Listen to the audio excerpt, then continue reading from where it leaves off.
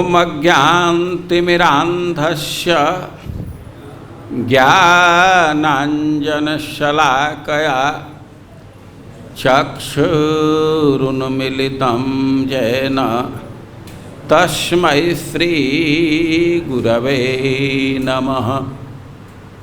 हे कृष्ण करुणा सिन्धु दीनबन्धो जगत्पते गोपेश गोपिकान्त राधाकान्त नमस्तुते।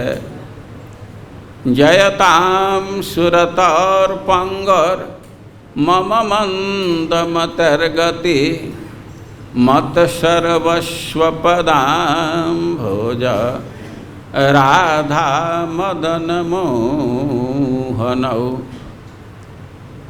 तप्त कांचन गौरांगे राधे वृंदावनेश्वरी वृषभानुसुते देवी प्रणमामि हरिप्रिय।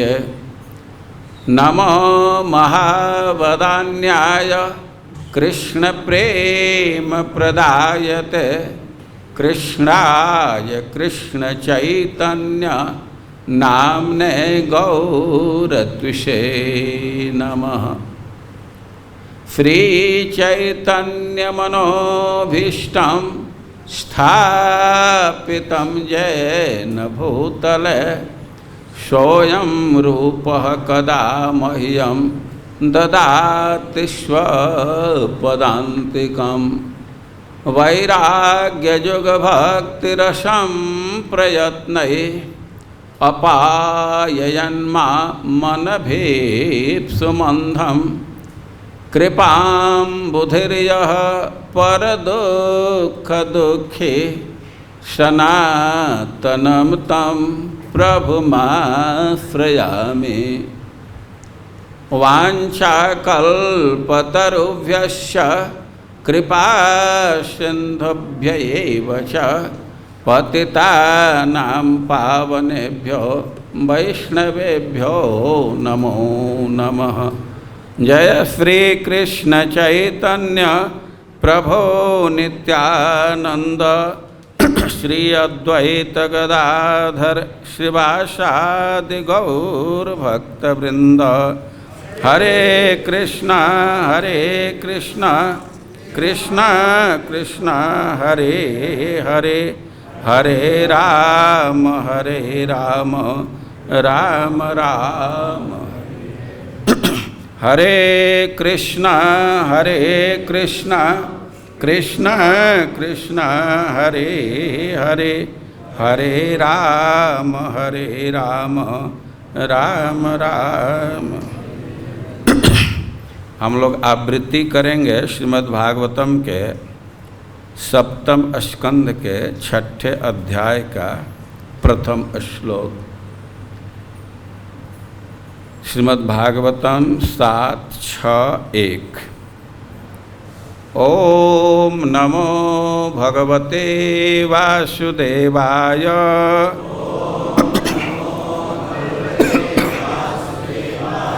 ओम नमो भगवते वासुदेवाय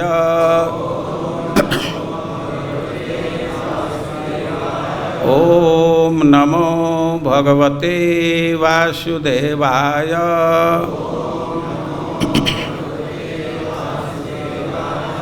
श्री प्रह्लाद उवाच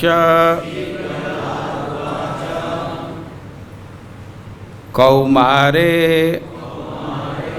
आचरेत्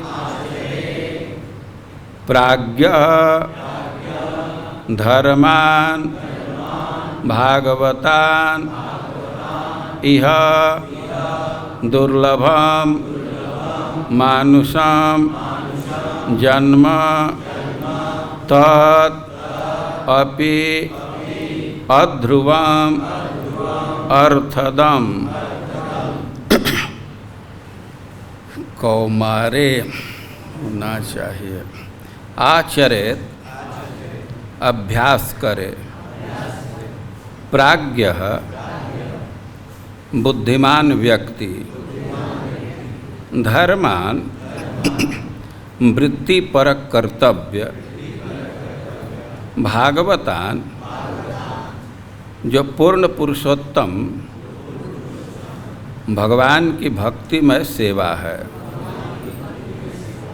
यह इस जीवन में दुर्लभम अत्यंत दुर्लभ मानुषम मनुष्य का जन्म जन्म तत् वह अपि भी अध्रुवम नश्वर अर्थदम अर्थ से पूर्ण। अनुवाद और तात्पर्य श्रील प्रभुपाद के द्वारा। अनुवाद। प्रहलाद महाराज ने कहा, पर्याप्त रूप से बुद्धिमान मनुष्य को चाहिए कि वह जीवन के प्रारंभ से ही अर्थात बाल्यकाल से ही अन्य सारे कार्यों को छोड़कर भक्ति कार्यों के अभ्यास में इस मानव शरीर का उपयोग करे। यह मनुष्य शरीर अत्यंत दुर्लभ है और अन्य शरीरों की भांति नाशवान होते हुए भी अर्थपूर्ण है, क्योंकि मनुष्य जीवन में भक्ति संपन्न की जा सकती है। यदि निष्ठापूर्वक किंचित भी भक्ति की जाए तो पूर्ण सिद्धि प्राप्त हो सकती है। तात्पर्य। वैदिक सभ्यता तथा वेदाध्ययन का सारा उद्देश्य मनुष्य जीवन में भक्ति की पूर्ण अवस्था प्राप्त करना है।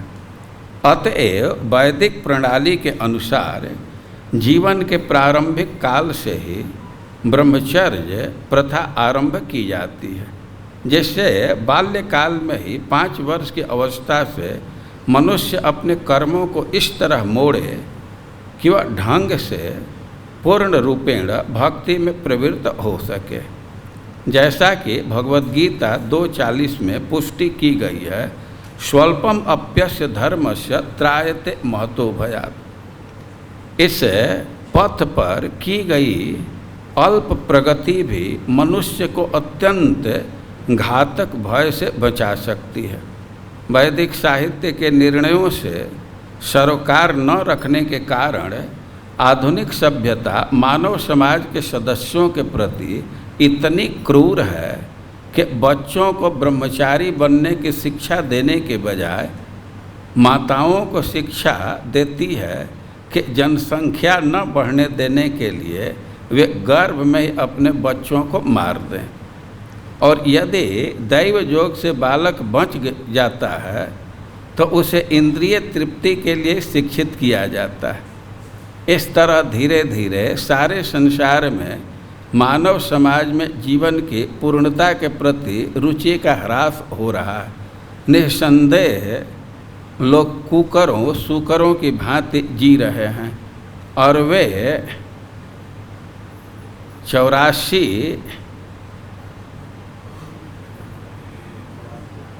84 लाख निम्न योनियों में देहांतरण करने की तैयारी करके अपने मनुष्य जीवन अवधि को व्यर्थ गंवा रहे हैं। कृष्ण भावनामृत आंदोलन लोगों को भक्ति करना सिखलाकर मानव समाज की सेवा करने के लिए उत्सुक है, जिससे मनुष्य पुनः पशु जीवन में न जा गिरे। जैसा कि प्रहलाद महाराज पहले कह चुके हैं, भागवत धर्म में श्रवणम कीर्तनम विष्णु स्मरणम पाद सेवनम अर्चनम वंदनम दास्यम सख्यम आत्मनिवेदनम निहित है।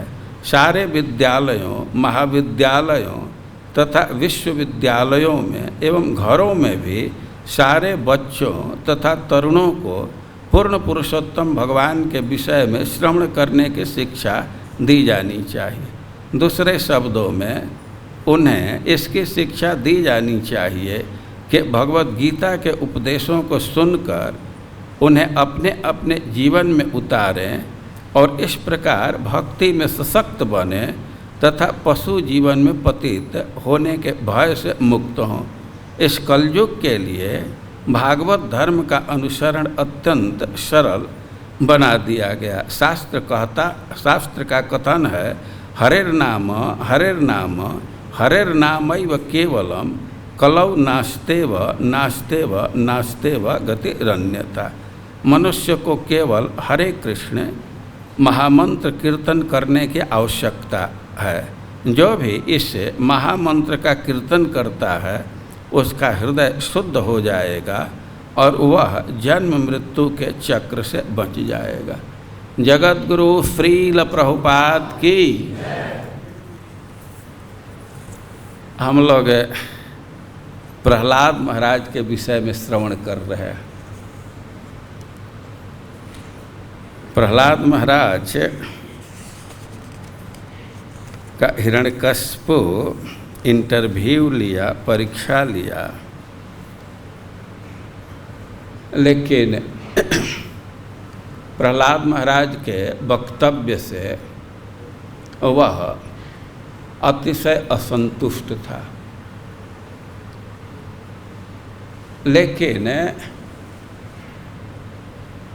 शिक्षकों के सलाह से प्रहलाद महाराज को गुरुकुल में ही रखा गया और हिरण्यकशिपु उनको निर्देश दिया कि इस बच्चे को राजा के धर्म की पढ़ाई की जाए। राजा का क्या कर्तव्य होना चाहिए, और राजा को जिस विद्या की आवश्यकता है और उसी विद्या को इसको प्रदान करना चाहिए। टीचर लोग हिरण्यकशिपु के निर्देश के अनुसार त्रिवर्ग की शिक्षा दे रहे थे, लेकिन प्रहलाद महाराज उसको अच्छा नहीं मान रहे थे। हम लोग सुन चुके हैं कि यथा त्रिवर्गम गुरु भी आत्मने उपशिक्षितम न साधु मैंने तत्शिक्षा द्वंद्वा रामोपवर्णिता। प्रहलाद महाराज और त्रिवर्ग की शिक्षा दे रहे थे, और यद्यपि प्रहलाद महाराज उसको सुन लेते थे, लेकिन न तो उन शिक्षकों को अच्छा मानते थे और न उस शिक्षा को। वे क्या कारण था? द्वंद्वा रामोपवर्णिता। जो शिक्षक थे, जो उनका उद्देश्य ही था कि जीवन में भोगना, वे सांसारिक जीवन में बिल्कुल अभिनिविष्ट थे, पूरा संलग्न थे, और इसलिए उनको वो अच्छा नहीं मानते थे। और जो शिक्षा प्रदान कर रहे थे और उसका लक्ष्य भी भोग ही प्राप्त करना था, उसमें मुक्ति के लिए कोई अवकाश नहीं था, मुक्ति के कोई व्यवस्था नहीं थी, तो इसलिए उस शिक्षा को भी वे अच्छा नहीं मानते थे। और प्रहलाद महाराज शिक्षक और शिक्षा दोनों से असंतुष्ट थे। अब एक दिन के घटना का उल्लेख कर रहे हैं कि यदाचार्य परावृत्तो गृहमेधीय कर्मसु। शिक्षक शिक्षा दे रहे थे, पढ़ा रहे थे, लेकिन एक दिन की बात है कि वे अपने घर के कार्य में लग गए। वे शिक्षक हैं, उनका भी घर गृहस्थी था, तो अपने घर गृहस्थी के कार्य में चले गए शिक्षक लोग। तो वयस्यै बालकस्तत्र सोपहूतः कृतक्षणैः।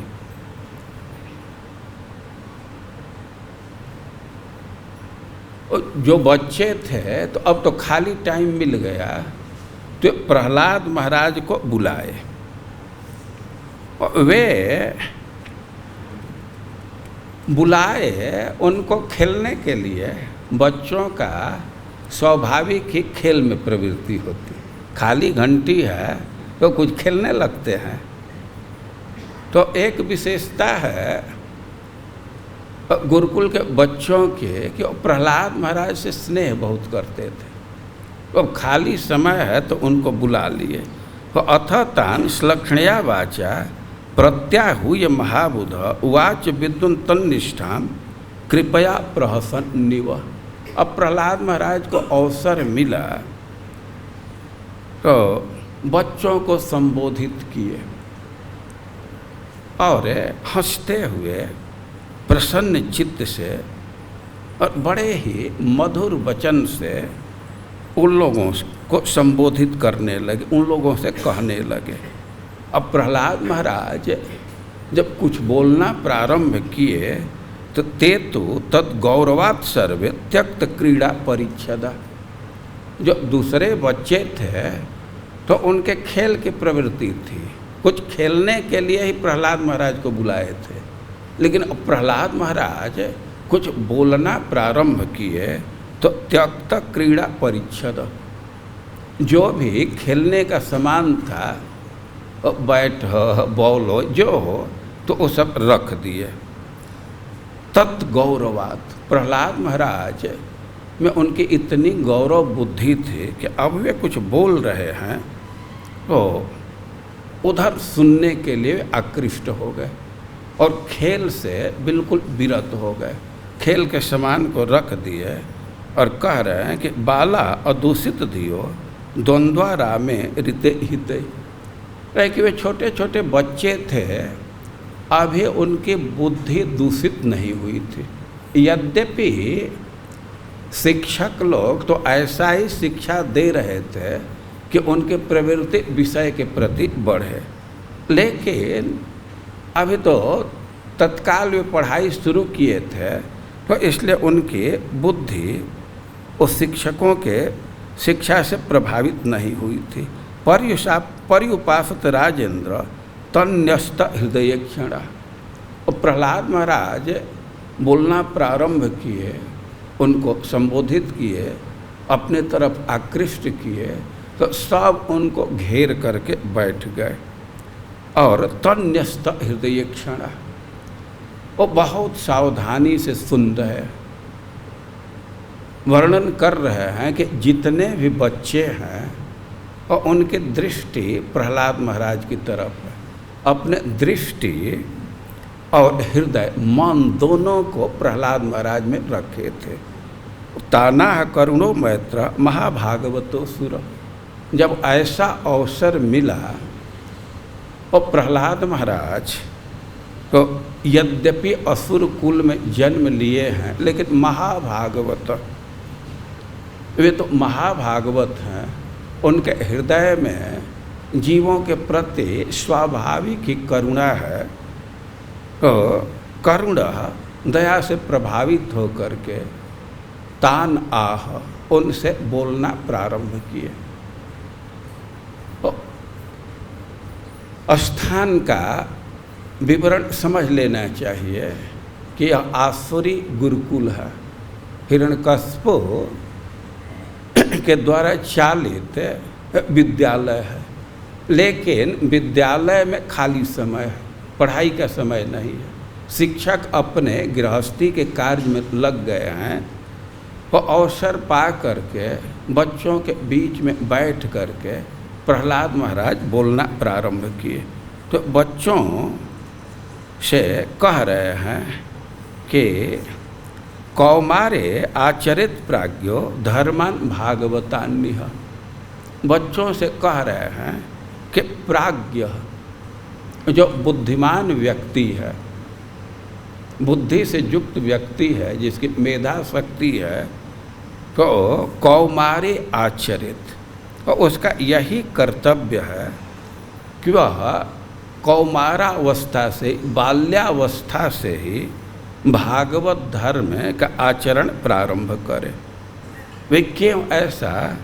तो दुर्लभम मानुषम जन्म तदप्य ध्रुवमर्थदम। क्योंकि मनुष्य जन्म दुर्लभ है और यह अध्रुव है, कब समाप्त हो जाएगा इसका कोई ठिकाना नहीं है। और अर्थदम, और यह हमारे प्रयोजन को सिद्ध करने वाला, और ऐसे प्रहलाद महाराज वाक्य बोल रहे हैं। आप इसमें ध्यान दे सकते हैं श्लोक पर। कौमार आचरित प्राज्ञो धर्मन भागवतान्यह दुर्लभम मानुषम जन्म तदप्य ध्रुवमर्थदम। और संस्कृत के नियम के अनुसार इसमें एवकार को कई एक स्थान पर रखा जा सकता है, अध्याहार किया जा सकता है। तो ये वाक्य बनेगा कौमारे एव भागवत धर्मान एव आचरेत एव। एवकार का अध्याहार कर लेंगे। प्रहलाद महाराज कह रहे हैं कि कौमारावस्था में ही भागवत धर्म का ही आचरण करना ही चाहिए। सब में एवकार लगेगा, ये विकल्प नहीं है। किसके लिए कह रहे हैं कि प्राज्ञ, जिसको विवेक होगा तो वह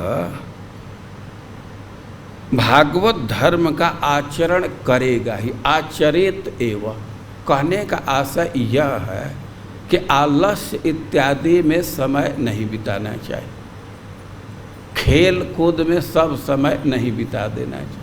बुद्धिमान व्यक्ति है तो भागवत धर्म का ही, भागवत धर्म का आचरण करेगा ही। तो आचरित एवं वह धर्म का आचरण करे ही। और कह रहे हैं कि ठीक है आचरित धर्म का आचरण करे तो धर्म तो बहुत है, लेकिन कह रहे हैं कि न भागवतान धर्मान एवं आचरित, भागवत धर्म का ही आचरण करना चाहिए, दूसरे धर्म का नहीं। तो भाई एक प्रश्न होगा कि भागवत धर्म क्या होता है और भागवत धर्म का ही आचरण क्यों करना चाहिए। दो प्रश्न तो कम से कम खड़ा हो जाएगा। और भागवत धर्म की परिभाषा बहुत आसानी से योगेश्वर लोग प्रदान किए। एक बार मिथिला में सत्र चल रहा था और बहुत भारी आयोजन था प्रवचन का, और उसमें 9 योगेश्वर लोग अपने से उपस्थित हो गए। 9 योगेश्वर ऋषभ देव के पुत्र हैं और वे विरक्त हैं और उनकी सिद्धि है कि अव्याहतिष्ठ गतय। वो इस सिद्धि को प्राप्त किए हैं कि उनके गति को कोई रोक नहीं सकता। उनको कहीं जाने के लिए पासपोर्ट और वीज़ा की आवश्यकता नहीं है, वे कहीं भी जा सकते हैं। वो आकाश मार्ग से आकर के वही मिथिला में उतरे। अब मिथिला में उतरे तो निमि महाराज तो बहुत प्रसन्न हुए, उनका सत्कार किए और कई एक बात कह करके कहते हैं कि हम भागवत धर्म का श्रवण करना चाहते हैं, हम भागवत धर्म के विषय में जानना चाहते हैं।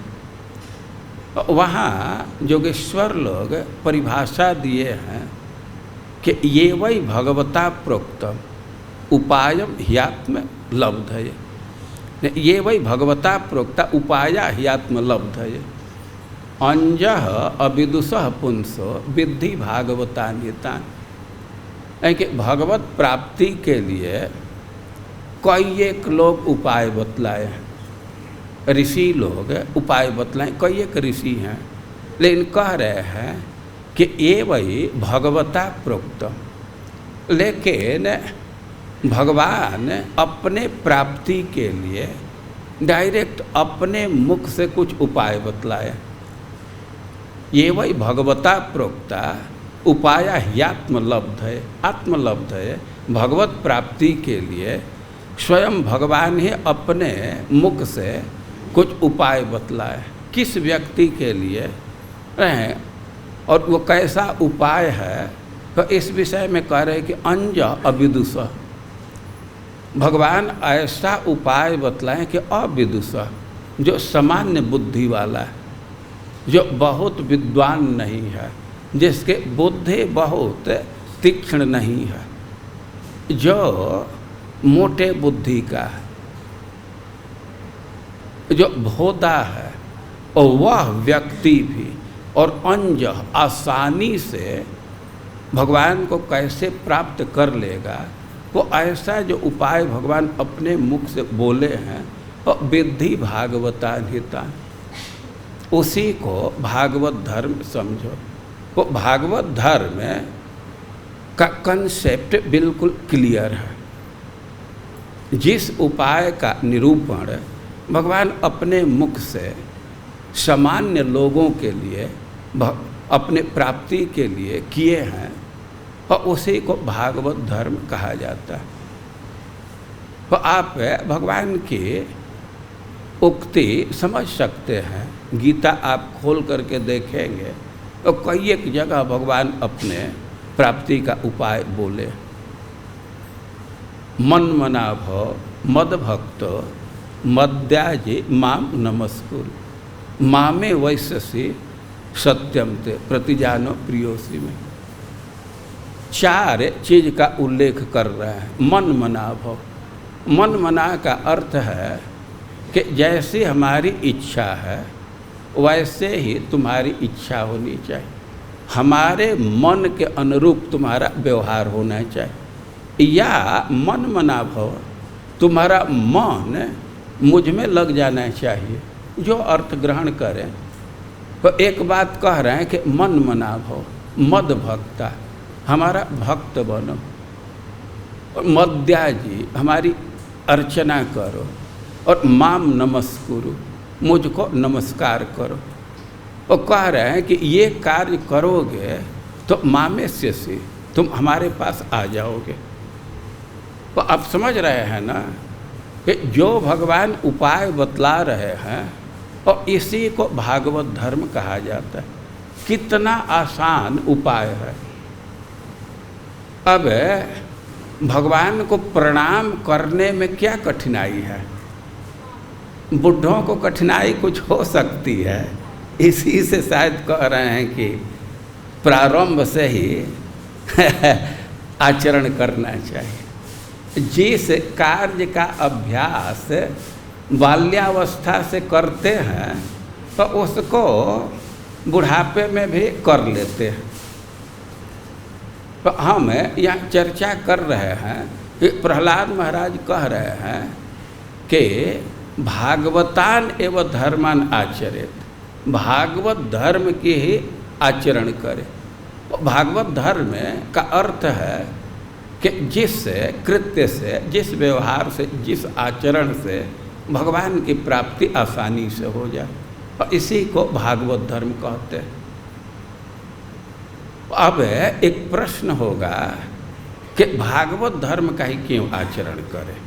धर्म तो अनेक हैं, लेकिन ध्यान देना चाहिए कि धर्म अनेक हैं, लेकिन कोई जरूरी नहीं है कि किसी धर्म का आचरण करेंगे तो भगवान की प्राप्ति हो जाएगी। भगवान इस बात का भी निर्देश किया, जो पितरों की अर्चना करेगा तो पितरलोक में चला जाएगा, देवताओं की अर्चना करेगा तो देवताओं के पास चला जाएगा।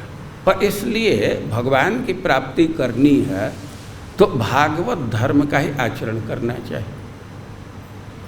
दूसरे धर्म से कोई आवश्यक नहीं है कि मोक्ष की प्राप्ति हो ही सकती है। और मोक्ष के प्राप्ति के लिए ये भागवत धर्म का ही अवलंबन करना चाहिए, इसी में गारंटी है। और इसके साथ एक बात और है कि जो दूसरे दूसरे धर्म हैं उसका फल प्राप्त होगा कि नहीं, यह कोई निश्चय नहीं है। क्योंकि कभी कभी कोई कोई धर्म निष्फल भी चला जाता है। लेकिन भागवत धर्म कभी निष्फल नहीं जाता। अमोघा भगवत भक्ति नेतरेति मतिर्मम। कश्यप जी बोले हैं कि भगवान की भक्ति अमोघ है, यह निष्फल नहीं जाती है। तो प्रहलाद महाराज कह रहे हैं कि भागवतान धर्मान एवं आचरित, भागवत धर्म का ही आचरण करें।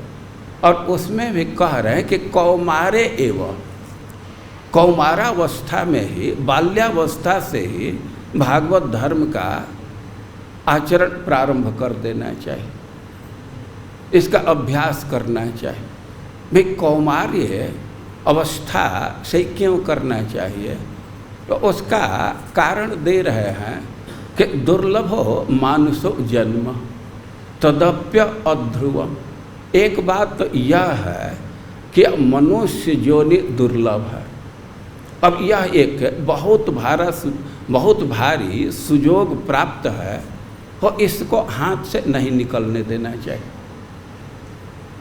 बहुत योनियों में भ्रमण करने के बाद मनुष्य जीवन की प्राप्ति होती है। ऐसा श्रीधर स्वामी एक श्लोक उद्धृत किए हैं, योने सहस्राणि बहूनि गत्वा दुखेन लब्ध्वापि च मानुषत्वम। बहुत कष्ट सहने के बाद मनुष्य जीवन प्राप्त हुआ। अनेक योनियों के गुजरे हैं, गर्भ का दुख सहे हैं, मृत्यु का दुख सहे हैं, और कथनचित जैसे तैसे मनुष्य जीवन प्राप्त हुआ है। और सुखावहम ये न भजन्ति विष्णु तेवै मनुष्यात्मनि शत्रुभूता। और मनुष्य जीवन प्राप्त करके भी जो भगवान की भक्ति नहीं कर रहा है, भागवत धर्म का आचरण नहीं कर रहा है, तो यही समझिए कि वो खुद अपना शत्रु है। वो मनुष्य जन्म दुर्लभ है। और मनुष्य जीवन के विषय में कह रहे हैं कि अर्थदम, भगवान मनुष्य जीवन दिए हैं तो इस शरीर में ऐसी सुविधा दिए हैं कि हम अपने सर्वोच्च प्रयोजन भगवान की प्राप्ति कर सकते हैं। दूसरे शरीरों में यह सुविधा नहीं है। दूसरे शरीर हैं तो जहाँ तक भोजन की आवश्यकता है, या रक्षा की आवश्यकता है, पानी की आवश्यकता, ये सब पूरा कर लेते हैं। लेकिन जो सर्वोच्च लक्ष्य है भगवान की प्राप्ति, उसके लिए भी योजना नहीं कर पाते। श्रीमद् भागवतम में कहा गया है कि सृष्ट्वा पुराण विविधान अजयात्म शक्त्या वृक्षान सरीसृप पशुन खगतन मत्स्यान। भगवान बहुत शरीर की रचना की है, और उन शरीरों के बहुत विशेषता है। अपने माया शक्ति से भगवान वृक्ष की रचना की है, क्योंकि वृक्ष अपने जड़ से ही अपनी आवश्यकता को पूर्ण कर लेते हैं। एक जगह पर खड़े रहते हैं और अपना जीवन चला लेते हैं, वे कहीं घूमते नहीं हैं। उनमें विशेषता है ना कि वे अपने पैर से ही भोजन ग्रहण कर लेते हैं, उनको पादप कहा जाता है। और सरीसृप, कितने प्राणी हैं, कितना शरीर है कि वे रेंगने वाले हैं, और कितने पशु वो घूमने वाले हैं। पक्षी हैं, पक्षी की विशेषता आकाश में उड़ सकते हैं। वो छोटे छोटे मच्छर हैं या मछलियां हैं, वे जल में रह सकती हैं। तो भगवान ने बहुत प्रकार की रचना की है। हम लोगों को तैरने के लिए कितना सीखना पड़ता है, अभ्यास करना पड़ता है, और कितने लोग तो वो अभी नहीं जानते। 20 साल 25 साल 30 साल के हो गए हैं, लेकिन 2-4 मीटर भी नहीं तैर पाएंगे। लेकिन मछली को सिखाना नहीं है, वे पानी में ही रहती है, और उनकी अपनी विशेषता है। छोटे छोटे प्राणी हैं, छोटा शरीर है, और उसमें उड़ने की भी क्षमता है, उसी में लाइट भी फिट है, कितना शरीर है, उसमें साउंड भी फिट है। तो विशेषता है, बहुत विशेषता है। और भगवान अपनी माया शक्ति से सृष्टि की है, लेकिन कह रहे हैं तय तय रसुष्ट हृदय, भगवान को संतुष्टि नहीं हुई। और कह रहे हैं कि पुरुष विधाय, जब मनुष्य शरीर की रचना की है तो मुदम अवाप, भगवान को प्रसन्नता। क्यों प्रसन्नता हुई? कि ब्रह्मावलोकधीषण, यह जो मनुष्य शरीर है तो भगवान इसमें ऐसी बुद्धि फिट किए हैं कि जिसके बल से व्यक्ति अपने वर्तमान के समस्या का भी निराकरण कर सकता है, अपना दाल रोटी भी जुटा सकता है, और इसके साथ ही कैसे भगवान को प्राप्त करेगा इसकी भी योजना कर सकता है। जो दूसरे पशु हैं तो अपना परिवार चला लेंगे, उसमें नहीं कोई कठिनाई, उतनी बुद्धि भगवान दिए हैं, लेकिन कैसे भगवान के धाम में जाएंगे इसकी योजना वे नहीं कर पाते। तो मनुष्य जीवन बहुत भारी संपदा, बहुत भारी पूंजी है, यह मिला, लेकिन अब इसके साथ कठिनाई यह है कि अध्रुवम, ये बहुत भारी सुविधा तो प्राप्त है, लेकिन कब समाप्त हो जाएगी और इसका कोई ठिकाना नहीं है। तो इसी से प्रहलाद महाराज कह रहे हैं कि कौमारे एवं, जीवन के प्रारंभिक अवस्था से ही भक्ति प्रारंभ कर देना चाहिए, भागवत धर्म का आचरण प्रारंभ कर देना चाहिए। उसके पीछे कारण यह है कि कब यह जीवन समाप्त हो जाएगा इसका कोई ठिकाना नहीं है, मृत्यु किसी की भी हो सकती है। और इसीलिए प्राज्ञ, जो बुद्धिमान व्यक्ति है, तो ये जो दुर्लभ है, अवसर है, तो इसको हाथ से नहीं जाने देना चाहेगा। और इसी से प्रहलाद महाराज सलाह दे रहे हैं कि बाल्यावस्था से ही भागवत धर्म का आचरण करना चाहिए। यह तो एक बात हुई, इसके साथ और भी बात है। आप पहले ही सुन चुके हैं कि बच्चे हैं और टीचरों से उनकी बुद्धि अभी प्रेरित नहीं हुई है। जो बच्चे हैं तो उनका जो मन है या इंद्रियों की वृत्ति है तो शुद्ध है। अब उस समय भागवत धर्म की शिक्षा दी जाए या भागवत धर्म कभी आचरण करे तो कोई कठिनाई नहीं आएगी। लेकिन अब जीवन के दूसरी अवस्था आ जाती है, किशोरावस्था, वृद्धावस्था और चीज़ें, और उसके साथ ही अब इंद्रियों की वृत्ति बिगड़ जाती है, तो फिर उनको भक्ति में ले आना थोड़ा कठिन होता है। अच्छा, भक्ति में भी आ भी जाए तो संभावना बनी रहती है कि पूरी प्रवृत्ति नहीं हो पाएगी, क्योंकि जो संस्कार से दूषण हो गया तो वो समाप्त होता है, लेकिन फिर भी उसका कुछ न कुछ गंध रह जाता है। आप लोग इस बात को समझ सकते हैं, कभी कभी हम लोग देखे हैं कि दवा की कोई शीशी है, एक बार दवा उसमें डाल दिया गया है, अब दवा को कई शीशी को कई एक बार धोते हैं और तब तक सूंघने पर कुछ न कुछ गंध रह जाता है। तो यही कठिनाई वो बाद में आ सकती है। और तीसरी बात यह है कि कौमारावस्था को ज्यों ही व्यक्ति पार किया कि किशोरावस्था में गया तो काम के प्रति इतना, भोग के प्रति इतना आकर्षण बढ़ जाता है कि अपने मन को लौटाना ही कठिन है। और कहीं भोग में पड़े, विवाह इत्यादि हो गया, तब तो पत्नी का बंधन है और उसकी मधुर वचन, उसका मधुर वचन हृदय पर छा जाता है। अब बच्चे हो गए तो अब तो बहुत भारी बंधन हो गया, अब उनको त्याग करके भक्ति करना बहुत कठिन है, मन उसी में अभिनिविष्ट हो जाता है। इन सब बातों को प्रहलाद महाराज आगे के श्लोकों में स्पष्ट किए हैं, बतलाए हैं, और सब बात को मिला करके प्रहलाद महाराज निर्धारित कर रहे हैं कि बुद्धिमान व्यक्ति बाल्यावस्था से भक्ति प्रारंभ कर देता है। अभी कोई कहेगा कि तो आप उल्टा बात बोल रहे हैं, भाई ये तो स्थापित बात है कि वृद्धावस्था में भक्ति करनी चाहिए, भागवत धर्म का आचरण करना चाहिए। स्मृति तो यह शिक्षा देता है। वो कह रहे हैं कि ना, स्मृति का सिद्धांत है बाल्य विद्या निषेवेत। भाई जरूर है कि बाल्यावस्था में विद्या अर्जित करना चाहिए, यौवने दार संग्राम, युवावस्था आया तो विवाह करना चाहिए। और स्थावीरे मोक्ष मातिष्ठे, अब जब डोकरा हो गए, बुढ़ापा की स्थिति आ गई, अब ढलान पर आने लगे तो मोक्ष का आचरण करना चाहिए। जरूर ठीक बात है, लेकिन एक चीज़ ध्यान रखना चाहिए, सर्वदा धर्ममाचरित। स्मृति यह विधान नहीं करता है कि धर्म का त्याग करके और शिक्षा ग्रहण करना चाहिए, धर्म का त्याग करके विवाह करना चाहिए, यह स्मृति की शिक्षा नहीं है।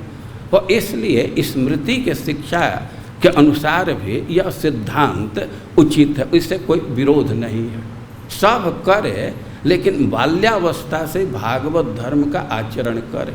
और भागवत धर्म बिल्कुल आसान है, इसके लिए कुछ कठिनाई नहीं है। कोटि प्रयास सुर बालक हरे उपासने, अरे भगवान के उपासना में क्या कठिनाई, भगवान तो सबके हृदय में उपस्थित है ना। अब उनका स्मरण करने में क्या कठिनाई है, कहीं दूर जाना है, अपने हृदय में, सबके हृदय में। कोई चाह करके भी भगवान को नहीं निकाल सकता, कोई है, कोई व्यवस्था बना करके भी भगवान को बाहर नहीं कर सकते।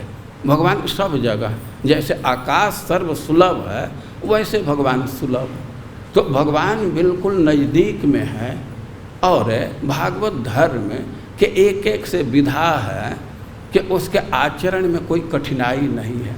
श्रील प्रभुपाद जी उद्धृत कर रहे हैं कि भगवान के नाम लेना कौन कठिन काम है, भगवान जिह्वा दिए हैं, उसको केवल थोड़ा सा हिला देना है। हरे कृष्णा कृष्णा कृष्णा हरे हरे, हरे राम राम राम हरे हरे।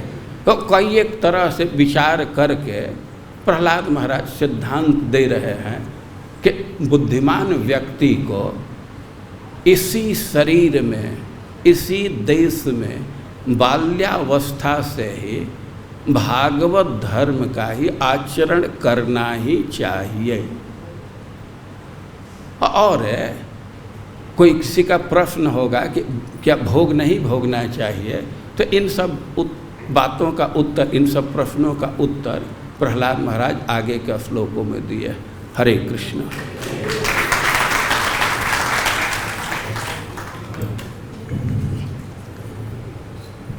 कोई प्रश्न नहीं है ना, समय तो अधिक हो गया। जगत गुरु श्रील प्रभुपाद की